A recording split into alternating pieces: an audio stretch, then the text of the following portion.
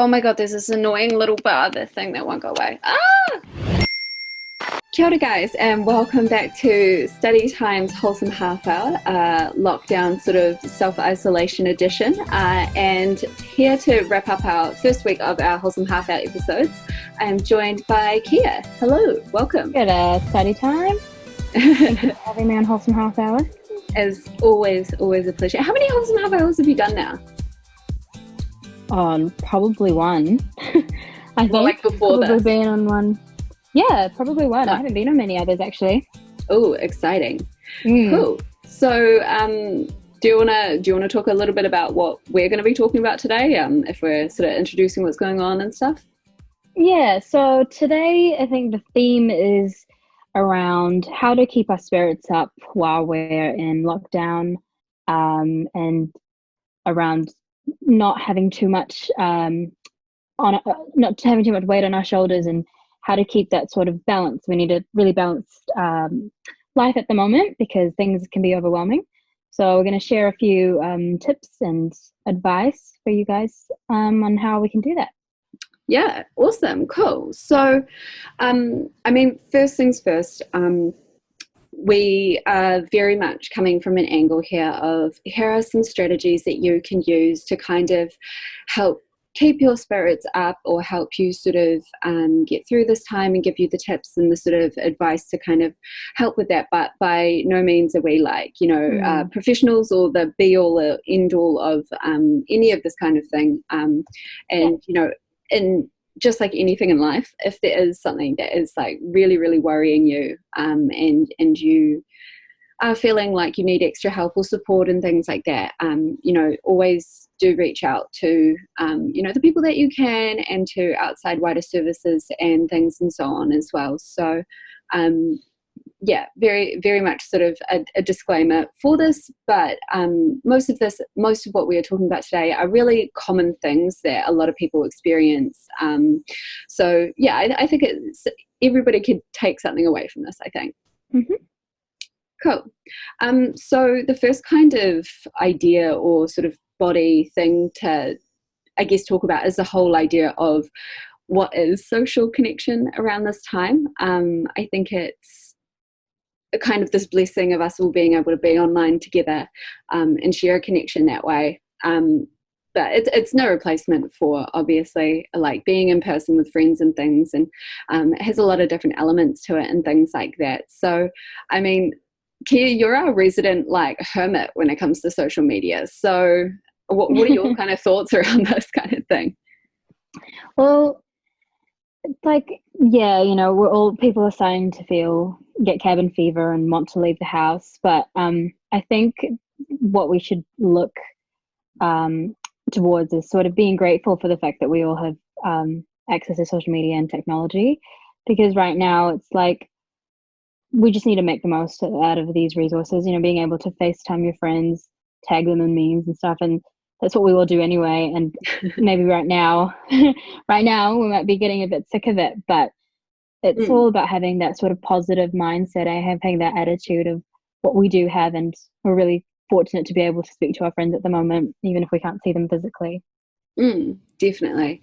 And I think and what you're kind of saying there with that is that when we are sort of, not maybe replacing, but supplementing that usual in-person interaction that we would have when we are using social media or, the platforms that we have available to us to bridge these connections, I think it's really important that we're being mindful of the channels that we're using and also the other kinds of things that fill those channels. So, for example, it's not uncommon to be following heaps and heaps of different kind of people on like various different forms of social media alongside your friends. And I know that this is I don't know how big, and like maybe I'm showing my age, but like I know a big thing that I've been seeing in regards to this lockdown, and a lot of the things that pages that I follow, because I kind of vet my social media quite a bit and I get rid of like a lot of stuff all the time, is people kind of talking about like how disillusioned you can become by seeing, you know, what other people have or what they're doing or the resources that they have available to them, and like talking about like, come on guys, let's do all the quarantine together, like the ice like lockdown together, but also like they're chilling in their like mean ass mansion, like you're sharing your younger sibling. It's a bit difficult to relate there. You can totally see that with like celebrities and stuff as well, you know, who they're quarantining and they're relaxing in their pool or I mean that can be applied in everyday life, even if we're not in lockdown. You know, it's social media, people are presenting what they want other people to see, and then even more during a time in quarantine, it's like also what this is doing is really outlining the inequity in society, what this whole coronavirus situation is doing. So even more people will see this in social media.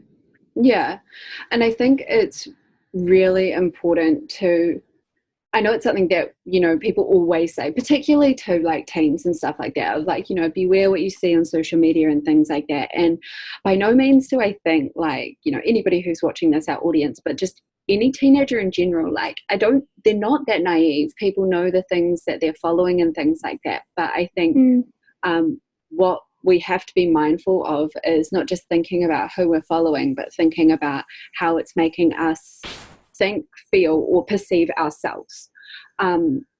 Because believe it or not, like these small things, they build up and they slowly accumulate to these ideas and opinions that you have in your head about how you are coping in this time in comparison to what you're seeing, which is like you say, Kiya, like a super narrow kind of like perspective of somebody's experience. You know, people don't want to post on social media about like, you know, how lame they are and like, and how little they've done. I know I have a lot of friends that have done that, but we're very like honest people, and I like, but I know that that's not the reality for a lot of people, and they're seeing, you know, people coping in lockdown in a lot of really different ways that can kind of make us consider our own actions and what we're doing and things like that. I think also as a product of people who are very privileged and have, you know, they've got access to things other people don't have access to, the kinds of, you know, it's all good and well to have a positive attitude and wanting to make the most out of lockdown, make the most of it.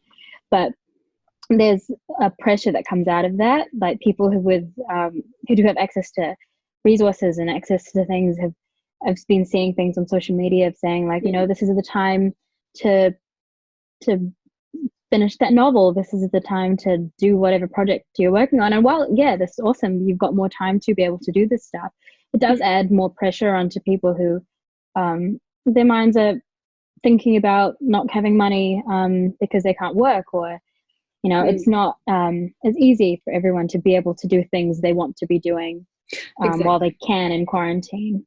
And they, you know, they might not even have access to things to be able to do those projects or whatever. And that's like the kind of beautiful irony of some of this, and this is something that I was actually talking about with my flatmates, is like people keep saying like, take on a project, do a hobby, and like, well you might have the resources to be able to do that. You also might be hugely limited by also the fact that we're in a lockdown, and you might not have access to the resources that you need to actually do the projects that you want to do because you're in lockdown. So there's a fun catch-22 to that.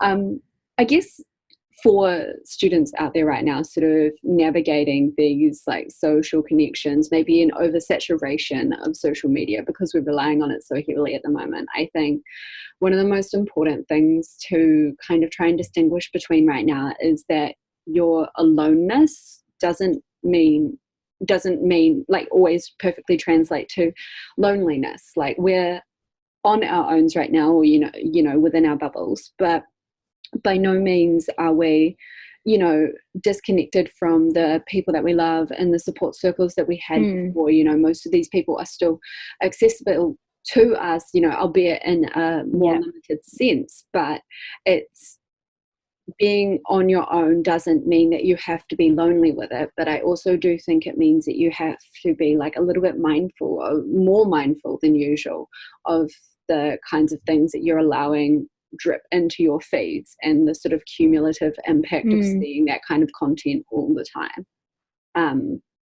I think that's really important, like both in general, but also like particularly right now when, you know, everyone is in a bit more of a tumultuous period, and you know, it kind of feels like we're on this sort of like emotional seesaw sometimes. Maybe that's just myself in quarantine, but you know. Also to add on to that, you know, not actually being alone, even though you're feeling lonely, you have your support system, you can contact your friends, give them a call, talk to your family, or talk to whoever you need to. Also not being alone in the way you're feeling. So a lot of students right now will be super freaking out about what's going to happen to exams, how are we going to learn the amount we need to be able to pass the year, how am I going to get my admission for uni. You're not the only one who's feeling that way as well. And it's really important to remember that it's like a whole collective feeling, that everyone's feeling like stressed right now, and it's fine. Like, it's totally fine, because that's literally, you're not on your own and feeling this way. And especially if it's in terms of school that you're stressed about, like the Ministry of Education and like the government and your schools themselves are obviously putting this into consideration, and they will be understanding.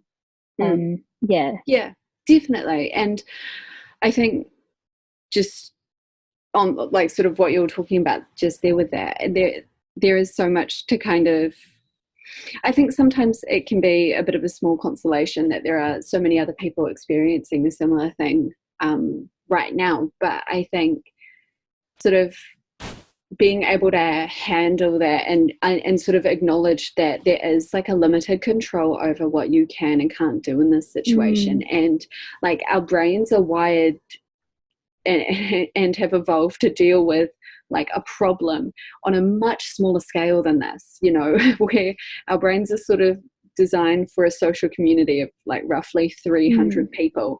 And, you know, we have probably, like most people probably have like at least double that, and the people that they're simply following on Instagram, you know. And so our brain is sort of struggling at the moment to come to terms with the fact that there's like this problem, but we ourselves don't have the full power over the solution of it. And it's kind of trying to at first be aware, but like recognize that part of your brain that's kind of setting off these things that make you feel, you know, lonely or anxious, or you know, whatever other kind of way that the situation is making you feel right now. And just like acknowledge it and like let it be there, but, you know, process it to the extent that you can. Like, you can't maybe do everything over this situation, and maybe it is really worrying you. So, you know, going to do something else for a while, going and, you know, doing a bit of productive distraction, if you will, is at least one way of kind of diverting your energy and sort of refocusing or redirecting it in a place that isn't fixating on something that, you know, there isn't really a solution to at the moment. And even like if you try to stick to a schedule, for example, Study Time released like an example of a schedule the other day, and how you can like keep track and how you can keep track during the day, you know, follow a routine, like that kind of stuff. It's all well and good to, you know, be motivated and to set that out for yourself, but it's one of those things as well, like you could literally just be stressed or anxious and skip something on your schedule or not even follow it, and it's so important to just be like, that's fine, like it's fine, it's totally fine. And it's good to want to establish a routine, like definitely that's so what we encourage right now, especially now that it's back to term. But like, it's just about being kind to yourselves right now and really not stressing, like especially with McKenzie and I, like we've both come out of high school, and yes, it's very important to you know, try your best and take it seriously, because at the moment, but you'll realize in a couple of years, like you came out of it, it's finished, like it's not the number one thing that's defining your life right now. Like, you can really be easy on yourself and not stress out, like try not to let it take over your everyday like thinking and stuff. Yeah, and that's, you know, thinking in mind that long term and knowing that not only is this period only temporary, but your own experience in high school is also Mm. only temporary. And it's funny, you know, and I'm sure you probably get this a bit as well, Kia, but like, as you know, people who have both graduated high school and I've graduated university even now, and it's like Mm. as soon as you kind of leave that stage, you kind of, that book in your mind closes and you Yeah. kind of can forget that it even happened in the first place sometimes. Yeah. Like, you know, it's always such a wonderful relief when I can't remember somebody's name from high school anymore. It's great. Like, it's so A relief. I I'm mean, good. like even being say like year 11, you know, you look back and you're like, I was year 9, you know, like you look at year 9 and think they're so young, and yeah, like they're just like it's little bags running around. It's beautiful. yeah. And Yeah. and when you start, and then by the time you're year 13, you're like, oh, year 11's, you know, like it's that classic just the way you think of people who are younger than you, Yeah, they're just all thinking, oh, they babies. have it so Anybody. easy. They Yeah, have it so easy, and then by the time yeah. you finish year 13, you're like, oh no, I had it easy in year 13. Yeah. And then you hit university and then you don't do university anymore. And once you're there, welcome, join the club. It's cold here. Anyway, yeah, I think in terms of like the lockdown and kind of things that it's doing right now, I think it is putting a strain on people in a lot of different ways, and putting a strain on people in ways that they maybe hadn't anticipated or maybe feared would, you know, would exacerbate an issue. Sorry, I mean, it's good if I finish my sentences. But like, in the sense of, you know, if you're a little bit of a nervous bean, like even before the lockdown, and, you know, if you're worried about your own health or the health of people that you love and things like that, or, you know, you're worried about your studies, or you know, how the rest of this year is going to look for you and things like that, it really can like bring rise to, you know, feeling really anxious about the situation. And again, kind of coming back to that point before about like our brains thinking that we have to have like a solution to a problem and not really being Mm-hmm. able to have a solution in this situation. It kind of just like starts this like awful little ruminating wheel going that only serves to do us negative things in the long run, because it's Mm. not going to get us anywhere productive, and it's not going to get us to a place that is going to make us feel better about the situation. And, you know, it feels a little bit at the time like right now that there aren't a lot of things to do to make you feel a bit better about the situation. But, you know, I think for starters, you know, being mindful of the ways you're reaching out for contact with people, you know, how meaningful is it feeling? And, you know, is it with connection? Are you making connections with people that, you know, you truly have a connection with? Mindless scrolling doesn't, you know, equate to Mm. socializing. Yeah. And all of those kind of things can go a long way in sort of helping us feel better about the situation, because we not only like know how others are doing, but we can like rely on each other so much more. Like I know what, like everything that brightens my day is one of my best friends sends me like just her most like wild ideas that she has in quarantine. They're getting progressively more insane, so it's very fun. Today's was whether or not I wanted to start a commune out in Miramar with her. I know, I don't know, but it's like it's those small funny things though that just like kind of crack me up, even though I know she's got cabin fever and slowly going insane. Mm. But like she's making the most of it as well, and we can kind of get through it with each other in this sort of bad Yeah. bantery way. Yeah, and I think the last like main kind of thing that I know I wanted to talk to about today was, and I think William actually might have talked about it a little bit in yesterday's episode, but it's this thing called cognitive distortions. And again, it refers back to like this way that we talk about ourselves, and, you know, the small things that we think and do and say, and how it contributes to our actions and behavior and things like that. And essentially, like a cognitive distortion is like an assumption that we've made in our head and just like accepted as fact, but like not really actually ever had validated or proven in any way. So like a real common one of these is like, I'm just not like a so-and-so person, or like I can't get better at this no matter how much I try, or But I think cognitive distortions can also affect us in a lot more subtle ways as well, that we may not even realize that we are experiencing. So, you know, if you are like overly saturated with like pretty finished Instagram photos that are, you know, of like somebody else's like life that, you know, you're maybe vicariously living through, progressively over time, you're probably going to feel like more worse about your own situation because you're constantly comparing yourself to what other people have. And it's kind of this like slow chipping away at like your own mentality and the way you kind of think about yourself and think about others as well, particularly. And because they're assumptions, they can be super difficult to spot, particularly because they are like quite common.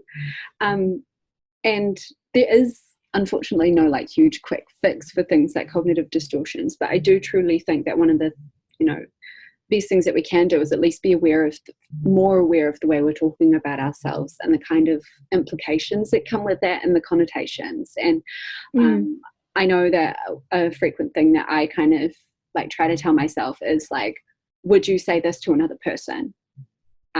Like the way you're thinking about yourself, like would you talk to somebody else this way?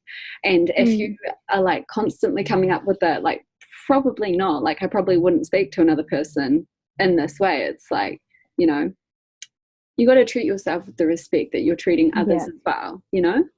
And also with that, it's, you can also think about it like, what if you heard like your closest friends say that about themselves? Yeah. You probably would disagree with what they think about themselves, you know?